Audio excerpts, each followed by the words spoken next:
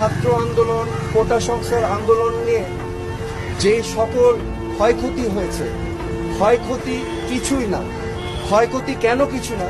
এই ক্ষয়ক্ষতি যে সম্পদের ধ্বংস হয়েছে সেগুলো তো জনগণের সম্পদ, ট্যাক্স দিয়ে করা হয়েছে। এগুলো জনগণের সম্পদ, এগুলো হয়তো ভবিষ্যতে আমরাই আবার গড়ে নিব। কিন্তু একটি প্রাণ যেটা আমরা হারিয়েছি, একটি প্রাণও কি আমরা ফেরত পাবো? এই প্রাণ কি ফিরে আসবে? আমাদের মনে রাখতে হবে মুখ্য জিনিসটা কি, প্রাণের মূল্য কিন্তু কোটি কোটি কোটি কোটি কোটি টাকার থেকেও অনেক বেশি, তা অমূল্য।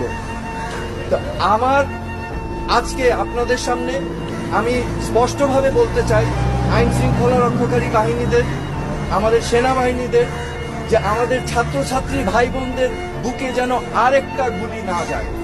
আপনারা বিরত থাকুন, এটা ঠিক না। This is